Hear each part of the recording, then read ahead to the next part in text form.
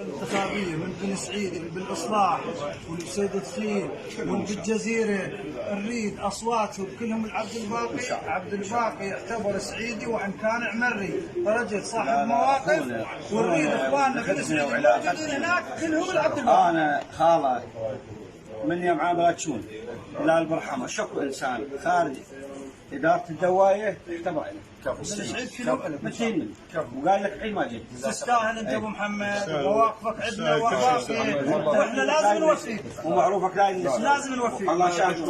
انت نختبرك واحد احنا نختبرك واحد مين وياك تختار واحد منهم تستاهل واحد شيوخ